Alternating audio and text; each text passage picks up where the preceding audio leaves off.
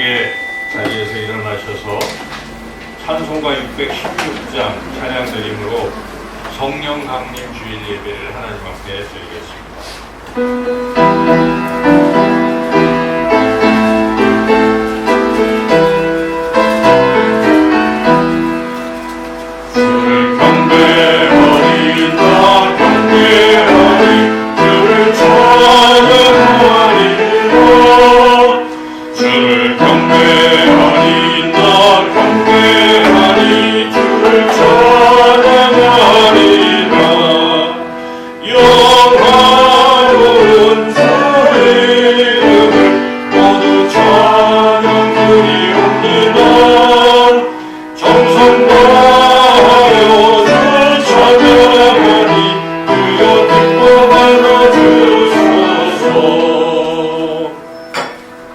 예수께서 서서 외쳐 이르시되 누구든지 목마르거든 내게로 와서 마시라.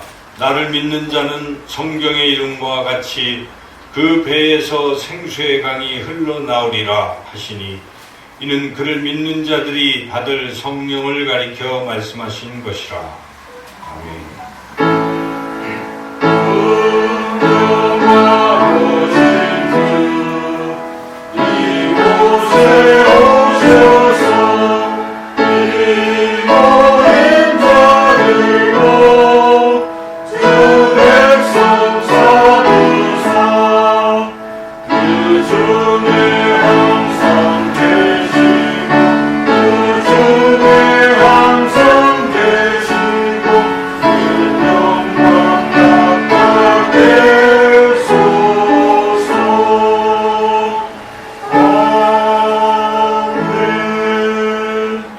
성부, 성자, 성령, 거룩하신 하나님 아버지,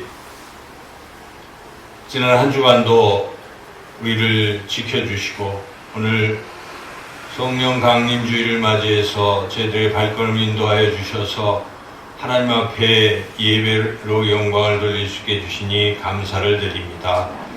이 시간 성령 하나님께서 우리를 주관하여 주셔서 우리의 영적 눈을 열어 이곳에 임재하시는 하나님을 친히 뵙게 하여 주시옵소서. 또한 우리의 몸과 마음을 다스려 주셔서 오직 영과 진리로 하나님께 영광 돌리는 그런 예배 드리게 하여 주시옵소서. 예수님의 이름으로 기도드리옵나이다. 아멘.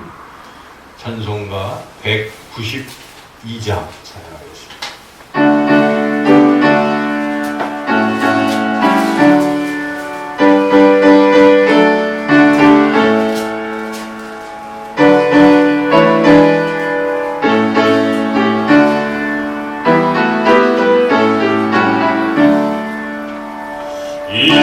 임하소서 임하소서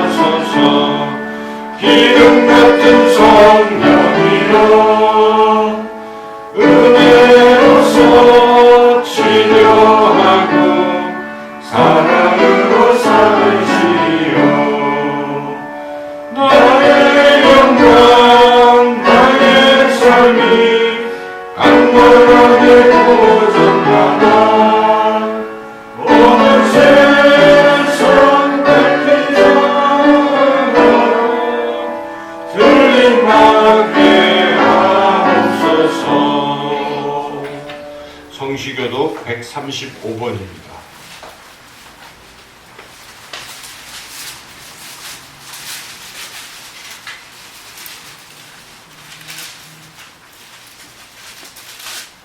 한 절씩 교독하겠습니다. 그의 위에 여호와의 영 곧 지혜와 총명의 영이요 모략과 재능의 영이요 지식과 여호와를 경외하는 영이 강림하시리니 오직 하나님이 성령으로 이것을 우리에게 보이셨으니 성령은 모든 것 곧 하나님의 깊은 것까지도 통달하시느니라. 내가 아버지께 구하겠으니 그가 또 다른 보혜사를 너희에게 주사 영원토록 너희와 함께 있게 하리니 그는 진리의 영이라. 보혜사 곧 아버지께서 내 이름으로 보내실 성령 그가 너희에게 모든 것을 가르치시고 내가 너희에게 말한 모든 것을 생각나게 하리라. 오직 성령이 너희에게 임하시면 너희가 권능을 받고 예루살렘과 온 유대와 사마리아와 땅끝까지 이르러 내 증인이 되리라 하시니라. 아멘. 한 주간 우리의 삶을 돌이켜보며 우리의 죄와 허물을 하나님 앞에 고백하는 기도를 드리겠습니다. 주보의 고백의 기도문으로 함께 기도드리겠습니다. 매일 매 순간 우리와 함께 하시며 우리를 의로운 길로 인도해 주시는 성령 하나님, 이 시간 저희들이 참 마음으로 드리는 회개를 받으시고 고백하는 모든 죄를 용서해 주옵소서. 우리 안에는 성령님께서 주신 신령한 선물들이 많이 있었으나 저희들은 그것을 활용하여 하나님 나라와 교회를 위하여 봉사하지 못했습니다. 성령님의 소욕대로 살지 못하고 정욕을 따라 방탕하며 살다가 신령한 은혜를 소진시키고 말았습니다. 성령님의 음성에 순종하지 않고 살았으므로 아름다운 신앙의 열매를 맺지 못하고 썩어 없어질 육체의 허무한 열매만 맺게 되었습니다. 주여 우리의 죄악을 용서해 주시고 우리 안에 성령님의 은혜를 새롭게 하여 주옵소서. 예수님의 이름으로 이 고백의 기도를 드립니다. 아멘. 계속해서 하나님과 나만이 하는 은밀한 제도 고백하겠습니다.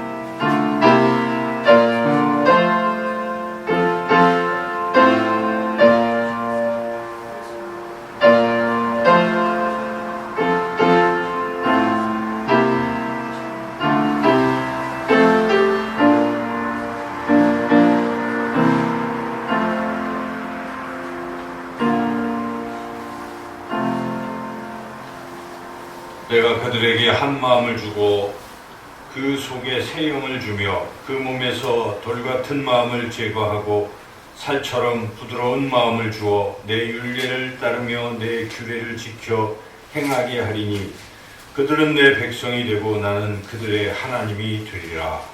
아멘. 자리에 앉으시겠습니다. 이 시간 강현호 찬양이 있군요. 191장 찬양으로 영광을 드리겠습니다.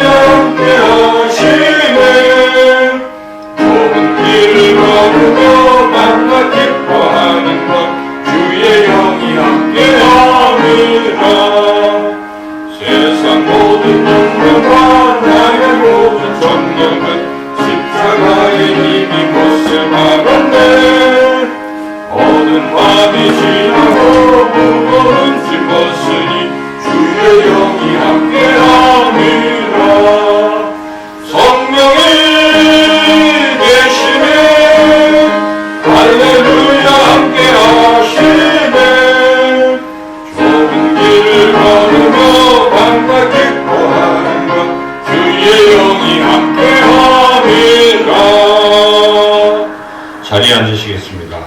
이 시간 강현환 수장이 나오셔서 우리를 대표해서 기도 인도하시겠습니다.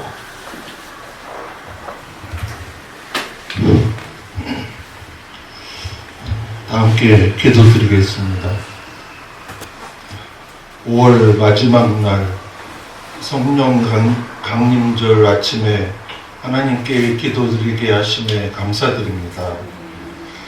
저희들을 위해 예수님이 십자가 위에서 죽으시고 부활하신 뒤 40일 후 승천하시고, 올해는 주의 승천일이 5월 21일이었습니다. 승천일 10일 후 바로 오늘 5월 30일에 보혜사 성령을 저희에게 보내주신 성령 시대에 저희들이 성령님과 같이 살게 하여 주심에 감사드립니다. 항상 기도를 통해 저희들 성령 충만케 하시고 저희 교회가 참된 제자 교회로 든든하게 세워주시고 항상 세상에 진리만을 비추는 교회가 되게 하시니 감사드립니다. 민수기 1장에 이스라엘 백성이 시내 광야를 출발한 1세대 60만 3,550명이 여호수아와 갈렙만 제외하고 불순종으로 말미암아 광야에서 다 죽고 1820명이 적은 민수기 26장 2세대 60만 1730명과 여호수아 갈렙만이 가나안 땅에 들어간 것처럼 항상 순종하고 변함없는 확신과 포기하지 않는 행동한 믿음을 갖게 하여 주시옵소서. 하나님께서는 인간이 저지른 원죄의 대가로 하나님께서 내리신 벌이 저희들이 땀을 흘려 일을 하라는 것인데 그 집행의 배경으로 자원의 희소성을 만드셨고 여기에 불확실성이라는 징벌을 하나 더 추가했으니 이 희소성과 불확실성이 우리 삶의 중요 문제로 우리는 항상 고난, 고통과 불안 속에서 살아가는데 하나님께서 저희들을 신앙인으로 하나님 말씀인 성경과 성령을 의지하며 살게 하심에 또한 감사드립니다. 이제 저희 교회와 섬나 지역 아동센터를 위해 한 번 더 기도드리기 원합니다. 저희 교회와 섬나 지역 아동센터에 지금 중요한 하나님의 시간, 즉 카이로스의 시간이 흘러가고 있습니다. 하나님께서 여기까지 인도하심과 지켜주심에 감사드리며 앞으로 한 단계 더 성장 발전할 수 있도록 역사하여 주시옵소서. 세상은 항상 어지럽고 혼란스러우나 하나님 말씀만을 의지하고 어려움을 새로운 성장 기회로 삼아 성숙한 신앙인으로 하나님 말씀을 실천하며 살게 하여 주시옵소서. 인간 욕망의 끝이 없음에 의해 우리가 세상 사람처럼 욕망의 노예가 되어 살게 하지 마시고 또한 저희들은 미래에 어떤 일들이 일어날지 잘 알지 못하나 하나님은 모든 것을 다 아시고 계시오니 저희들을 항상 옳은 길, 선한 길로 인도하여 주시옵소서. 또한 어려울 때일수록 더 잘되게 하시고 항상 역전에 능하신 예수님의 이름으로 기도드리옵나이다. 아멘. 예수님께서 가르쳐주신 주기도문을 함께 드리겠습니다. 하늘에 계신 우리 아버지, 아버지의 이름을 거룩하게 하시며 아버지의 나라가 오게 하시며 아버지의 뜻이 하늘에서와 같이 땅에서도 이루어지게 하소서. 오늘 우리에게 일용할 양식을 주시고 우리가 우리에게 잘못한 사람을 용서하여 준 것 같이 우리 죄를 용서하여 주시고 우리를 시험에 빠지지 않게 하시고 악에서 구하소서. 나라와 권능과 영광이 영원히 아버지의 것입니다. 아멘.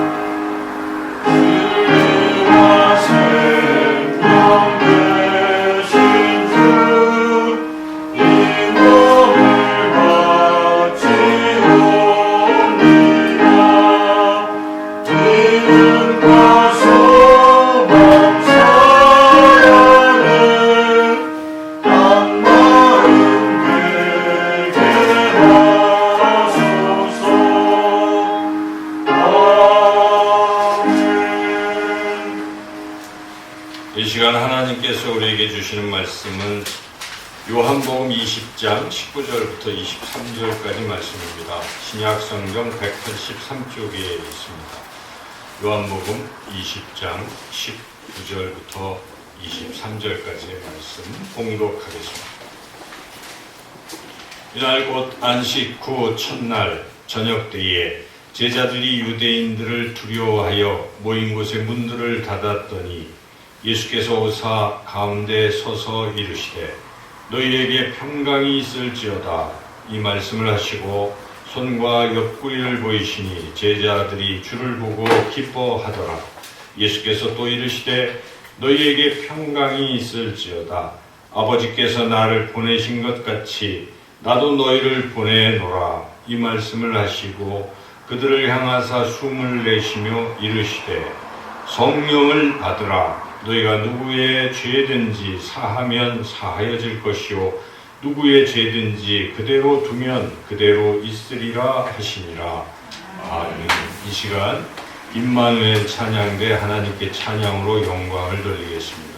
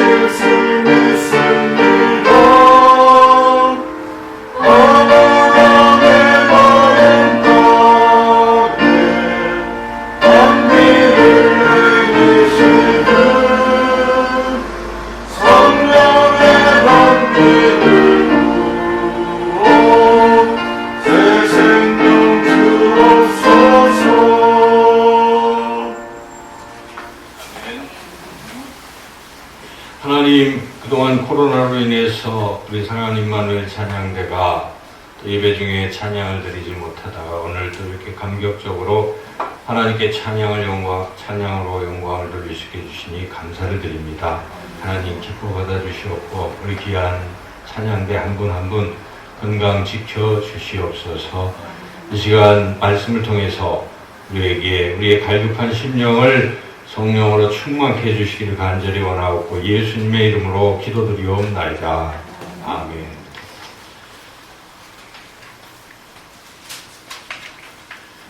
사람을 이렇게 성령님과의 관계에 따라서 나눠본다면 두 가지로 나눌 수가 있습니다. 성령님이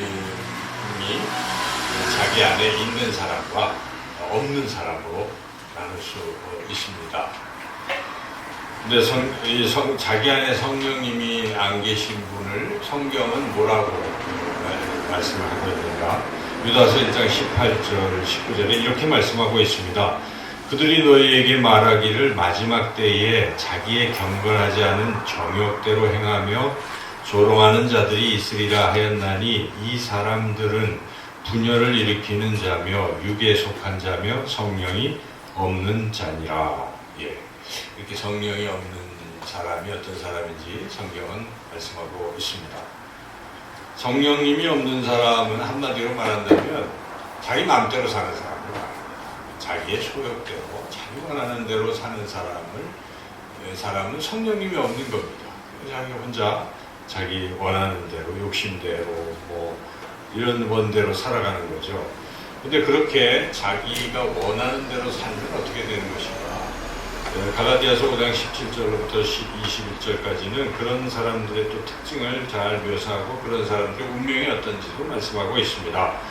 육체의 소욕은 성령을 거스르고 성령은 육체를 거스르나니 이 둘이 서로 대적함으로 너희가 원하는 것을 하지 못하게 하려 함이니라. 육체의 일은 분명하니 곧 음행과 더러운 것과 호색과 우상 숭배와 주술과 원수 맺는 것과 분쟁과 시기와 분냄과 당짓는 것과 분열함과 이단과 투기와 술 취함과 방탕함과 또 그와 같은 것들이라. 전에 너희에게 경계한 것 같이 경계하노니 이런 일을 하는 자들은 하나님의 나라를 유업으로 받지 못할 것이요. 그래서 결론적으로 성령이 없는 사람, 자기 마음대로 사는 사람은 하나님 나라에 들어갈 수 없다라고 성경은 우리에게 분명히 말씀하고 있습니다. 성령이 없는 사람은 하나님 나라 들어갈 수가 없습니다. 오직 성령이 있는 사람만 하나님 나라에 들어갈 수 있습니다. 그래서 그 갈라디아서 말씀의 결론 부분에 이렇게 말씀하고 있습니다. 자기의 육체를 위하여 심는 자는 육체로부터 썩어질 것을 거두고 성령을 위하여 심는 자는 성령으로부터 영생을 거두리라. 즉 성령이 안에 있고 성령을 따라서 살아가서 성령의 열매를 맺어가는 사람들은 영생을 얻고 하나님 나라에 들어갈 수 있지만 그렇게 성령 없이 자기 마음대로 살다가 육체의 열매들을 맺으면 결국은 하나님 나라 들어갈 수 없다라는 것이죠. 예수님께서 분명히 말씀하셨습니다. 예수께서 대답하실 때 진실로 진실로 너희에게 이르노니 사람이 물과 성령으로 나지 아니하면 하나님의 나라에 들어갈 수 없느니라. 여러분, 성령이 없는 사람은 결단코 하나님 나라에 들어갈 수가 없습니다. 성령님이 내 안에 계시느냐 그렇지 않느냐에 따라서 우리가 하나님 나라에 들어갈 수 없느냐 또 들어갈 수 있느냐가 결정된다는 것입니다. 이처럼 성령님은 우리의 구원을 결정하는 그런 분이시라는 것입니다. 이렇게 귀중한 좋으신 성령님께서 이 땅에 오신 것입니다. 오순절날 마가의 다락방에 성령님이 강림하시고 120명에게 임하셨습니다. 그리고 그 뒤에는 모든 예수님 믿는 사람들에게 임하게 된 것이죠. 그래서 우리를 다 구원으로 인도하신 것입니다. 그러므로 우리는 이 성령 하나님이 얼마나 귀한 분이신가를 생각해야 합니다. 오늘이 바로 성령 강림주일입니다. 우리를 구원하시는 성령님이 오신 날을 우리가 기억하고 기념하는 절기입니다. 우리가 흔히 이 성령 강림 주일을 잘 그냥 지나칠 수가 있는데 저는 생각을 해봤어요. 우리에게 가장 중요한 절기가 무엇일까? 유대인들은 3대 절기 구약에 나온 대로 유월절, 맥주절, 그리고 초막절 이렇게 3대 절기를 지키는데 우리 그리스도인들은 예수님이 오신 성탄절 중요하죠. 그리고 예수님께서 십자가에 돌아가시고 부활하시는 이 사순절과 부활절, 그리고 또 한 가지 절기를 우리가 중요하게 여겨야 되는데, 그것은 우리의 구원을 결정하시는 성령님께서 이 땅에 오신 성령 강림절입니다. 그래서 우리 신앙생활에서 이 성령 강림절을 다시 한번 생각해보고, 이 성령에 대해서 깊이 생각해보고, 성령님께 우리가 더욱더 감사하는 그런 삶을 살아야 하겠습니다. 오늘 이 성령 강림 주일을 맞이해서 오늘 본문 말씀을 중심으로 성령님은 왜 이 땅에 오셨을까? 성령님이 이 땅에 오신 목적은 무엇인가를 우리 오늘 본문 말씀을 통해서 함께 은혜를 나누고자 합니다. 본문 짧은데 그 내용을 요약한다면 이런 것입니다. 우리 예수님이 부활하셨어요. 근데 부활하신 날 새벽에 부활하시고 저녁 때쯤에 제자들에게 나타나신 것입니다. 근데 제자들은 문을 꼭꼭 잠그고 혹시나 자기도 예수님처럼 죽임을 당하지 않을까? 12제자 이런 사람들은 다 지금 두려움 속에 있을 때 문을 잠갔었는데, 예수님께서는 이미 부활하신 그런 영적 존재인지라 그 안을 통과하셔서 그들 가운데 서서 말씀하시는 것이죠. 그래서 이런저런 말씀하셨는데 중요한 것은 그들에게 무언가를 주시겠다, 받으라, 이렇게 말씀하신 거예요. 그게 핵심인데 그것이 22절에 나와 있습니다. 22절을 우리 같이 한번 읽어보겠습니다. 이 말씀을 하시고 그들을 향하사 숨을 내쉬며 이르시되 성령을 받으라. 무엇을 받으라고 하십니까? 성령을 받으라. 성령을 주시는 거예요. 성령을 받으라라고 우리 예수님께서 말씀하셨습니다. 이 성령을 받으라라고 좀 부활하신 그날 말씀하셨는데, 사실은 우리 예수님은 부활하시기 전에도 이 말씀을 계속 하셨어요. 약속하셨어요.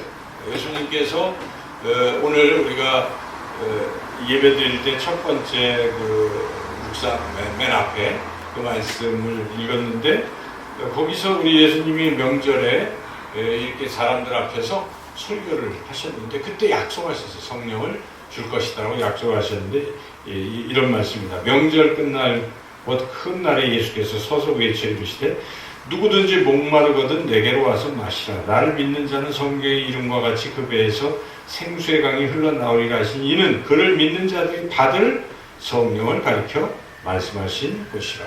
그래서 예수님은 이미 성령을 주실 것을 그 사역하시면서 말씀하시고 약속하신 것입니다. 그리고 이제 부활하신 당일 아침도 저녁 때 성령을 받으라 이렇게 말씀하신 것이죠. 그 전에도 우리 예수님이 여러 설교를 통해서 성령을 받으라라고 많이 말씀하셨는데, 제가 중요한 장면들 몇 군데를 읽어드리겠습니다. 보혜사 곧 아버지께서 내 이름으로 보내실 성령, 그가 너희에게 모든 것을 가르치고 내가 너희에게 말한 모든 것을 생각나게 하리라. 내가 아버지께로부터 너희에게 보낼 보혜사 곧 아버지께로부터 나오시는 진리의 성령이 오실 때에 그가 나를 증언할 것이요.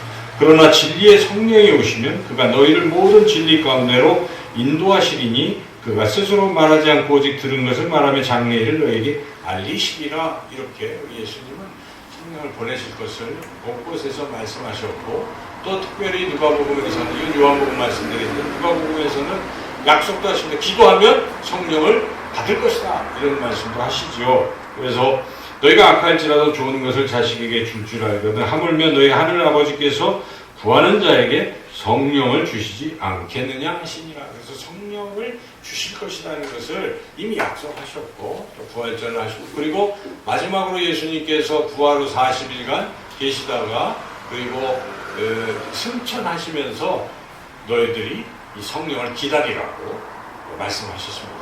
그래서 사도행전 1장 4절 5절에 사도와 함께 모이사 그들에게 분부하여 이르시되 예루살렘을 떠나지 말고 내게서 들은 바 아버지께서 약속하신 것을 기다리라. 요한은 물로 세례를 베풀었으나 너희는 몇 날이 못되어 성령으로 세례를 받으리라 하셨느니라. 이렇게 약속하셨고, 제자들은 그 약속을 믿고 열흘 동안 기다리고 기도하면서 함께 모여서 120명이 기다리다가 드디어 오순절에, 오순절은 예수님이 십자가에 돌아가신 그 6월절 날부터 50일 지난 때잖아요. 그러니까 40일 이렇게 계시다가 승천하시고 열흘쯤 지난 뒤에 오순절 날 120명이 모여서 기도하는데 거기에 성령이 임하신 거죠. 성령이 강림하신 것이죠. 그래서 그때 성령이 강림했고, 근데 그 성령은 120명에게만 주어지는 것인가? 아니라는 것입니다. 베드로가 성령 받고 120명 쭉 같이 서서 설교를 하는데 3,000명이 모인 사람들에게 이렇게 설교합니다. 베드로가 이르되 너희가 회개하여 각각 예수 그리스도의 이름으로 세례를 받고 죄사함을 받으라. 그리하면 성령의 선물을 받으리니 이 약속은 너희와 너희 자녀와 모든 먼데 사람 곧 주 우리 하나님이 얼마든지 부르시는 자들에게 하신 것이라. 얼마든지 부르시는 모든 이들에게 성령을 선물로 주시겠다고 약속하신 것입니다. 그래서 오늘날 이 세례받고 예수님 믿고 세례받고 죄사함 받은 사람들에게 무엇이 임하겠습니까? 성령이 임하는 것입니다. 바로 우리에게도 그래서 성령이 임하신 것입니다. 그래서 우리가 구원받게 된 것입니다. 그런데 성령이 임하지 않은 사람과 임한 사람이 차이가 있어요. 성령이 임한 사람들은 예수님을 주님으로 부르는 거예요. 부르기만 하는 것이 아니라 주님으로 여기고 사는 거예요. 그래서 예수님이 날 구원하셨다는 것을 듣고 그것을 믿고 그 예수님을 내 마음에 모셔드려요. 그리고 이제부터는 내 인생의 주인은 예수님이십니다. 그리고 여러분들이 기도할 때도 또 어려움에 처했을 때도 뭐라고 합니까? 주여 부르시죠. 주여라고 이렇게 부르는 사람들. 그런 사람들은 성령이 그 안에 계신 거예요. 그런데 믿는다고 하는데 교회도 다니는데 전혀 생각이 안 나고 전혀 상관없이 아까 얘기한 대로 자기 마음대로 살아가고 있다면 이 사람은 성령이 없는 사람입니다. 성령이 있는 사람은 다르다는 것입니다. 그래서 사도 바울이 고린도 교회를 향해서 이렇게 편지를 썼습니다. 고린도전서 12장 3절. 그러므로 내가 너희에게 알리노니 하나님의 영으로 말하는 자는 누구든지 예수를 저주할 자라 하지 아니하고 또 성령으로 아니하고는 누구든지 예수를 주시라 할 수 없느니라. 여러분 예수님이 주님이라고 이렇게 고백하고 믿고 살아가는 사람들은 자기가 하는 게 아니에요. 자기 안에 계신 성령님이 그렇게 하게 하시는 거예요. 여러분들이 만약 예수님을 주님이라고 그렇게 믿고 고백하고 살아간다면 여러분 안에는 성령님이 계신 것입니다. 여러분 안에 성령님이 계신 것을 믿습니까? 믿으시면 다시 한번 아멘으로 하답하시기 바랍니다. 아멘. 그렇죠. 우리 안에 성령님이 계신 거예요. 그래서 우리를 구원으로 인도하십니다. 성령님은 우리 안에 거하시면서 무엇을 하시겠습니까? 성령님은 그러니까 예수님께서 왜 성령을 우리에게 보내셨을까요? 그 목적이 무엇일까요? 성경을 읽어보면 목적은 상당히 많이 나와요. 그래서 가장 중요한 것이 우리를 구원으로 인도하시는 것입니다. 저 천성을 향해서 하나님 나라를 향해서 누가 인도하고 계십니까? 성령님이 우리를 인도하시는 거예요. 그리고 우리가 걸어가는 인생길에 우리가 위험에 처할 수 있잖아요. 누가 우리를 보호하십니까? 성령님이 보호하시는 거예요. 그래서 성령님은 또 우리가 어떤 도움이 필요할 때 누가 도와주십니까? 성령님이 도와주십니다. 그래서 보혜사라고 하는 것입니다. 옆에서 헬퍼에 우리를 도와주시고 우리를 지키시고 우리를 인도하시는 그것이 성령님의 주된 사역인데 또한 또 중요한 사역이 있어요. 뭡니까? 성령님은 우리를 날마다 변화시켜 나갑니다. 거룩한 우리 안에 거하신 성령님은 거룩하시니까 우리를 자꾸만 바꾸셔요.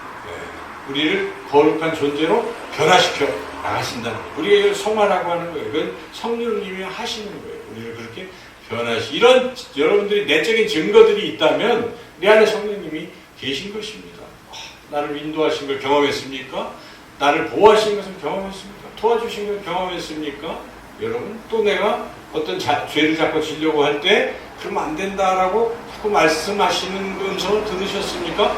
이 성령님이 하시는 거예요. 그리고 때로는 성령님은 우리를 도와주시기 위해서 우리 스스로 기도를 못할 때도 있어요. 그런데 성령님이 뭐 하십니까? 말할 수 없는 탄식으로 우리를 위해서 친히 기도를 해주시는 거예요. 그래서 성령님은 그야말로 우리를 너무 도와주시는 귀하신 분이십니다. 그래서 성령님이 우리 예수님께서 성령님을 보내신 목적은 그런 것들인데 분명한 것인데 근데 그 외에도 또 중요한 게 있어요. 오늘 우리 예수님이 친히 제자들에게 부활하신 날 나타나셔서 성령을 받으라 말씀하실 때에 성령을 왜 받아야 되는지 성령을 주시는 목적을 말씀하셨기 때문에 이 부분도 굉장히 중요해요. 그래서 오늘 이 본문만 중심으로 예수님께서 왜 성령을 보내주셨는지 그 목적 두 가지를 우리가 함께 살펴보려고 합니다. 첫째는 성령님 보내신 목적은 우리에게 주시는 이 평안과 기쁨을 그냥 오랫동안 지속적으로 누리게 하시려고 성령님을 보내셨다는 것입니다. 평안과 기쁨을 누리게 하시려고 그렇다는 것이죠. 오늘 본문을 다시 한번 잘 생각해 보십시오. 19절에 제자들은 뭐하고 있습니까? 너무 두려워서 죽을까 봐. 그래서 문을 꼭꼭 잠고 있는 두려움 속에 있을 때 주님이 나타나서 첫 번째 하신 말씀이 무엇입니까? 평안할지어다. 평안을 주신 것입니다. 이 평안은 샬롬이요, 평강이요, 화평이요, 그런 거잖아요. 똑같은 말이에요. 평안. 이것을 예수님이 주시는 거예요. 그리고 두 번째는 손 이거 다 만져봐라 하면서 난 정말 살아있다 하면서 보여줌으로써 이 제자들이 더 이상 두려워하지 않고 기뻐하는 것입니다. 여기 보면은 제자들이 손과 옆구리를 보고 기뻐하더라. 그래서 이 두려움 속에 있던 이들에게 뭐가 주어졌습니까? 평안이 주어지고 기쁨이 주어진 것입니다. 이 평안과 기쁨을 주신 거예요. 그런데 예수님이 또 그 곁을 떠나면 어떻게 되겠습니까? 제자들은 다시 두려움, 다시 불안감에 휩싸여요. 마치 요한복음 14장에 예수님께서 이제 날 떠난다라고 할 때 저들이 막 근심했잖아요. 그때 예수님이 걱정하지 마. 나 다시 온다 이렇게 말씀하셨거든요. 자, 이렇게 다시 오면 예수님이 함께 계시면 다시 두려움이 없어지고 기쁨, 또 평안으로 지속이 될 텐데 주님이 다시 오신다고 했는데 약속대로 부활을 통해서 다시 오셨죠. 그러나 예수님이 40일 후에 어떻게 되셨습니까? 또 떠나시잖아요. 그럼 어떻게 또 우리가 이 제자들이 항상 기뻐하고 항상 평안을 누릴 수 있겠어요? 그래서 예수님께서 다시 오신다고 약속하시는 것은 두 가지 의미가 있습니다. 첫째는 우리 주님께서 부활하신 것으로 다시 얼굴을 본 것이고 그 다음에 승천하신 후에도 성령을 보내심으로 다시 오신 거예요. 그래서 성령님을 통해서 예수님 우리가 다시 함께 만나고 계신 거예요. 지금 여러분이 예수님이 하나님 우편에 계시면 만나고 계시잖아요. 그것은 성령을 통해서 만나기 때문입니다. 그래서 성령이 다시 오셔서 우리에게 그 예수님이 주셨던 기쁨과 평안을 계속되게 만들어주고 계시다는 거예요. 바로 그것 때문에 예수님은 이 성령님을 보내주신 것이에요. 그래서 여러분 성령을 통해서 우리가 예수님을 만난다는 게 참 이게 어려운 어떤 신학적인 사고인데 근데 그게 성경에 기록되어 있습니다. 요한 1서 3장 24절에 그의 계명을 지키는 자는 주 안에 거하고 주는 그의 안에 거하시나니 우리가 주신 성령으로 말미암아 그가 우리 안에 거하시는 줄 우리가 아는 여기 그런 예수님이에요. 성령으로 말미암아 우리는 예수님이 우리 안에 거하시는 걸 알게 되는 거예요. 예수님을 만나는 거예요. 그래서 여러분들이 예수님을 느끼고 만나는 그 귀한 것이 성찬식이라는 거예요.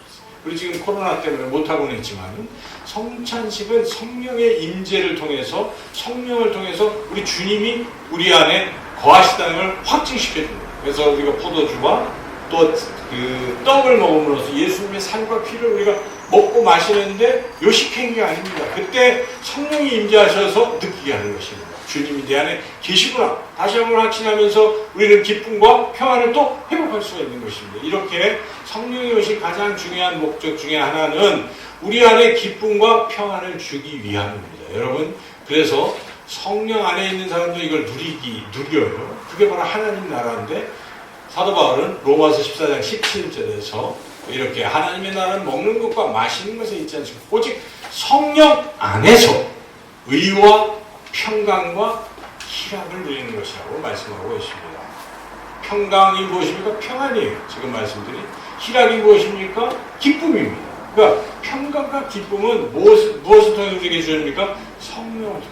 성령 안에 있는 사람들은 평안과 기쁨을 누릴 수가 있어요. 그 앞에 의라는 것은 아까 제가 말씀드린 성령 우리를 의롭게 하시는 거니까요. 거룩하게 하시는 일을 계속 해주시면서 우리에게 마음의 평안과 기쁨을 계속 넣어주신다 하는 것입니다.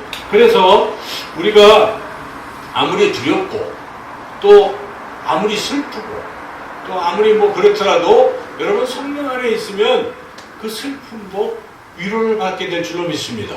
그 우리가 장례식 때 어떤 그 슬픔을 우리가 위로 받을 수 있겠어요? 근데 우리가 기도하잖아요. 성령이시여 위로해 주십시오. 위로의 영이신 성령. 그럴 때 그렇게 자기도 할 수 없는 그 슬픔이 담대함으로 바뀌고 그래.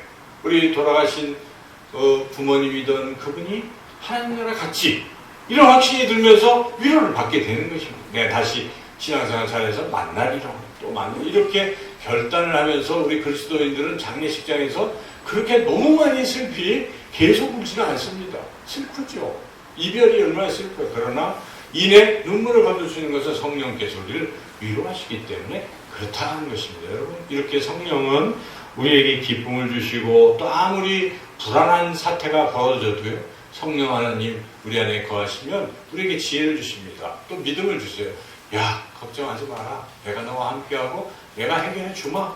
좀만 기다려봐. 이런 마음을 자꾸 주시잖아요. 그래서 여러분들이 다시 일어나요. 우리 그리스도인들은 그런 상황에서 또 일어나게 될 수 있어요. 이게 다 누가 하시는 것입니까? 성령 하나님께서 그렇게 하시는 줄로 믿습니다. 그래서 여러분, 이 성령이 하시는 그 일이 그런 것이다. 그래서 여러분들이 성령을 잘 모시고 살아가면요, 성령의 열매를 맺는다고 하는데, 성령의 열매 9가지라고 또 그렇게 볼 때 중요한 2가지 앞에 나온 게 뭡니까? 성령의 열매는 사랑과 희락과 화평. 희락이 무엇입니까? 아까 말씀드린 기쁨이에요. 화평이 뭡니까? 평강, 샬롬. 그래. 그러니까 결국 우리가 그렇구나. 성령께서는 우리에게 이러한 평안과 기쁨을 주신다 하는 것을 여러분들이 믿으시고 어떤 상황에서도 기도하시면 성령 충만 받으면 그러한 모든 기쁨과 평안이 회복되고 지속적으로 누리고 살아가게 될 줄로 믿습니다. 2번째로 성령을 왜 주시는가? 성령을 주시는 목적은 능력을 주셔가지고 사명을 감당케 하시는 것이다. 이 부분은 우리가 또 다른 데로 나와 있지만 오늘 본문은 그것을 우리에게 분명히 말씀하고 있습니다. 먼저 21절 한번 읽어보겠습니다. 예수께서 또 이르시되 너희에게 평강이 있을지어다. 아버지께서 나를 보내신 것 같이 나도 너희를 보내노라. 여러분, 예수님께서 부활하시고 제자들에게 왜 나타나셨어요? 성령 주시려고 나타나셨어요. 그런데 성령을 주시기 전에 그 목적을 또 밝히시잖아요. 뭡니까? 너희들 보내려고 내가 왔다. 이 얘기입니다. 그러니까 내가 하나님 아버지께 나를 보내셔갖고 내가 이 땅에 와서 너희들에게 이렇게 십자가에 달리고 구원의 어떤 것을 선포했는데 이제 내가 올라가면 나를 대신해서 너희들이 해라 하고 너희들을 내가 파송하려고 보낸다 이렇게 말씀하시는데 보내는데 그냥 보내십니까? 성령을 받으라고 말씀하십니까? 성령을 주시는 거예요. 왜 성령을 주십니까? 성령은 곧 성령의 능력을 주시려고 하는 거예요. 권능을 주시려고. 그래서 이 보내셔서 사명을 감당할 수 있게 하려고 하셨다는 것이죠. 그래서 이렇게 성령 받으라고 23절에 참 어려운 말씀을 또 주시고 있는데 우리 한번 23절 읽어보겠습니다. 너희가 누구의 죄든지 사하면 사하지 것이요 누구의 죄든지 그대로 두면 그대로 있으리라 하십니다. 이거 굉장한 권능이잖아요. 죄사함의 권능입니다. 여러분 만약에 이렇게 얘기하면 돌에 맞을 수도 있어요. 어떤 사람 죄 졌어요. 당신의 죄를 사하노라 이러면 어떻게 되겠어요? 네가 뭔데 사하냐 이렇게 나오겠죠. 판사도 아닌데 판사는 모르겠는데 넌 아무것도 아니잖아 이럴 수가 있잖아요. 그런데 지금 예수님이 하신 말씀은 성령을 받으라 그리고 이어서 하는 말씀이 죄를 사하면 사해질 권세를 내가 준다 이런 말씀이에요. 이 말씀 우리가 좀 깊이 해석을 해봐야 돼요. 정말 우리가 이렇게 죄진 사람 보고 당신 죄를 내가 사하노라 이렇게 해서 누구의 이름으로 와 이게 되는 건 아니잖아요. 이 말씀의 뜻은 누가 사하는 거예요? 죄 사함은 우리 예수님이 사하시는 거예요. 그렇죠? 십자가의 그 보혈로 사하시는 거예요. 근데 이걸 그 사람은 어떻게 알겠어요? 모르잖아요. 누가 내 죄를 사는지 모르죠. 그걸 알려줘야 돼요. 누가 알려줍니까? 우리가 알려주는 거예요. 우리가 전하는 거예요. 당신의 죄는 사함 받습니다. 예수님을 통해서 받습니다라고 전해야 돼요. 그럼 그 사람이 그걸 어떻게 해요? 받아들이고 죄사합니다. 그런데 문제는 말로 그냥 한다고 그게 그 사람이 받아들이겠습니까? 안 됩니다. 성령이 함께 하셔야 돼요. 역사하셔야 돼요. 그래야 그 사람이 그 말씀을 듣고 아멘 하고 받아들이고 할렐루야 내 죄 사했습니다. 감사합니다 하고 하나님 믿게 되는 것입니다. 거기에는 누가 하시는 겁니까? 성령이 하시는 거예요. 그래서 여기에서 성령을 받으라 그러면 성령을 통해서 네가 말할 때 성령이 역사하셔서 그 사람들을 죄사함 받게 하게 될 것이다. 그런 능력이 너에게 임할 것이다. 그게 능력입니다. 죄사함의 능력이요 권세라는 것입니다. 그래서 우리 예수님께서 마태복음에서도 내가 하늘과 땅의 모든 권세를 가졌으니 너희가 아버지와 아들과 성령의 이름으로 세례를 주고 내가 분모한 모든 것을 가르쳐 지키게 하라, 이런 말씀을 하실 때, 그리고 또 사도행전 1장 8절에 오직 성령이 너희에게 임하시며 너희가 권능을 받고 예루살렘과 온 유대와 사마리아와 땅끝까지로 내 증인이 되리라, 이렇게 말씀하셨을 때 성령이 임하면 뭘 받습니까? 권능을 받는 것입니다. 그리고 예수님은 하늘과 땅의 권세를 가지고 제자들에게 그 권세를 주시는 거예요. 이러한 권능, 성령은 그런 권능을 가지신 분이시기 때문에 우리가 성령이 내 안에 들어오시고 성령이 나와 함께 하신다면 우리도 동일한 그 능력을 발휘할 수 있게 되는 것이죠. 그런 능력은 여러 가지 또 다양한 은사들을 통해서 능력으로 나타날 수도 있는데, 핵심적인 것은 무엇입니까? 여러분들이 성령의 능력을 받고자 사모할 때는 뭘 사모해야 되겠습니까? 마술사 시몬처럼 내가 요술 부려서 이거 한번 해가지고 사람들 놀래게 해서 돈 받아야지, 뭐 유튜브 조회수 올려야지, 이게 아니잖아요. 뭡니까? 그 성령의 권능을 받아서 죽어가는 영혼들에게 내가 복음을 전할 때 성령이 함께 하셔서 그가 듣고 구원받게 된다면 이것처럼 귀한 일이 어디 있겠어요? 그러한 권능을 우리는 사모해야 되는데, 우리 예수님이 오늘 말씀하신 것처럼 너희가 성령을 받으라, 이 성령을 받게 되면 너희가 그러한 권능도 받게 될 것이고 내가 너희에게 부탁한 영혼 구원의 이 위대한 사역을 사명을 감당할 수 있게 될 것이다. 그래서 이 성령을 우리에게 보내주신 목적은 분명한 것입니다. 첫째는 우리 자신이 먼저 두려움을 떨치고 우리가 담대하게, 그리고 슬프고 눌리고 좌절된 삶이 아니라 우리 그리스도인들은 부활하신 주님 성령님을 위하여 가시니까 우리가 항상 기뻐하며 힘차게 저천성을 하게 나갈 수 있는 것이고, 우리만 그렇게 하는 것이 아니라 죽어가는 영혼들이 있지 않습니까? 그들에게 이 놀라운 복음을 우리가 담대하게 성령 충만해서 성령의 능력으로 전하며 살아가는 것, 그게 우리가 그리스도인답게 사는 아름다운 그런 삶이 될 줄로 믿습니다. 저와 여러분이 다 성령 충만받아서 항상 기뻐하고 평안하고 능력으로 사명을 감당해 살아가시기를 주님의 이름으로 축원합니다. 하나님 감사합니다. 오늘 말씀대로 이 시간 기도할 때 성령 충만케 하셔서 우리 모두 이 코로나 가운데서도 담대하게 승리하며 살게 하시고 또 이웃들에게 이 귀한 복음을 전파하며 살아갈 수 있게 하여 주시기를 간절히 원하오며 예수님의 이름으로 기도드리옵나이다. 아멘. 사도신경으로 우리의 신앙을 고백하겠습니다. 나는 전능하신 아버지 하나님 천지의 창조주를 믿습니다. 나는 그의 유일하신 아들 우리 주 예수 그리스도를 믿습니다. 그는 성령으로 잉태되어 동정녀 마리아에게서 나시고 본디오 빌라도에게 고난을 받아 십자가에 못 박혀 죽으시고 장사된 지 사흘 만에 죽은 자 가운데서 다시 살아나셨으며 하늘에 오르시어 전능하신 아버지 하나님 우편에 앉아 계시다가 거기로부터 살아있는 자와 죽은 자를 심판하러 오십니다. 나는 성령을 믿으며 거룩한 공교회와 성도의 교제와 죄를 용서받는 것과 몸의 부활과 영생을 믿습니다. 아멘. 이제 다 함께 자리에서 일어나셔서 찬송가 193장 찬양하며 하나님 앞에 봉헌하겠습니다.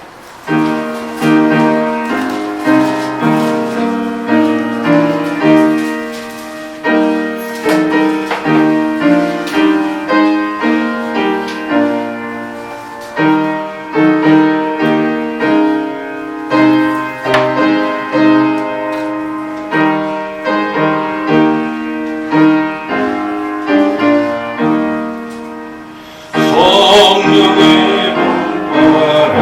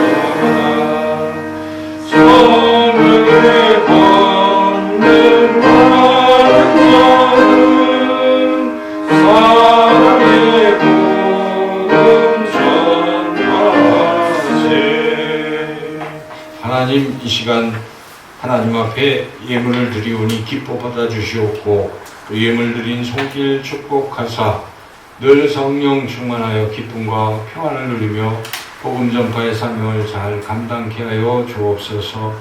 드려진 예물이 하나님 나라를 위해서 복음 전파를 위하여 귀하게 사용되게 하여 주시옵소서. 여러 가지 형편 사정으로 드리지 못한 안타까운 손길 외에도 동일한 은혜 내려주시기를 원하옵고 예수님의 이름으로 기도드리옵나이다. 아멘. 자리에 앉으시겠습니다. 서로 우리 사랑의 인사 나누겠습니다. 안녕하세요. 모두 건강하신 모습에 참 좋습니다. 저와 여러분도 인사하겠습니다. 사랑합니다. 교회 생활 주보를 보시기 바랍니다. 지난 한 주간은 우리가 어떻게 살았는지 한번 읽어보겠습니다. 어려운 상황에서도 연단의 기회로 삼으며 선을 행하며 살아갑니다. 금주의 기도 제목 성령 충만을 받아 기뻐하며 능력으로 사명을 감당하며 살게 하소서. 이국 집사님이 이번 주에 또 입원해 계셨다가 다시 퇴원을 하셨지만은 통증이 또 많이 심하셔서 이제 혀 밑에 뭘 넣으시고 이렇게 하시는 것 같아요. 그래서 얼마나 힘드실까 마음이 많이 듭니다. 계속 중보 기도해 주시기를 부탁드리겠고 아프신 분들 위해서 기도해 주시고 군입대 청년 위해서 기도해 주세요. 그리고 교회 소식 오늘 교회학교 아동청소년 예배를 드리기 시작했습니다. 우리 아이들이 이제 안심하고 나올 수 있도록 계속 기도를 부탁드리고 그리고 찬양대가 오늘 또 이렇게 마스크 착용한 상태에 찬양으로 영광을 드리게 돼서 감사합니다. 당분간 그동안 우리가 유지했던 그런 것을 계속 유지합니다. 그래서 점심 식사, 찬양 예배, 성찬식은 없고 금요기도회를 하려고 했는데 지금 코로나 상황이라 그때는 막 찬양도 많이 해야 되고 하기 때문에 아직은 당분간은 아닌 것 같아요. 그래서 2주간 지금 다시 또 이렇게 정부에서 하고 있기 때문에 조금 더 관망해야 될 것 같습니다. 새벽 기도회는 계속 하도록 그렇게 하겠습니다. 또 이제 재직회가 있습니다. 우리가 지난 1분기 재직회는 사실 건너뛴 것 같아요.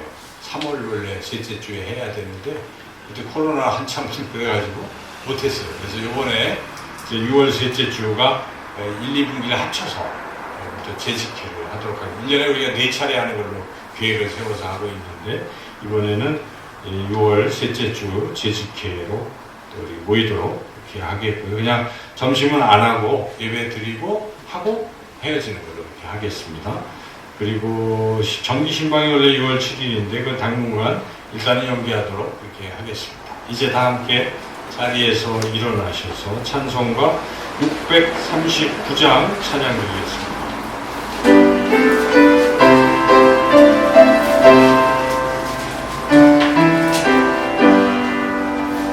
주 함께 하소서 주 함께 하소서 성전을 따라가리라 주님께 기원이 주 함께 하소서 아멘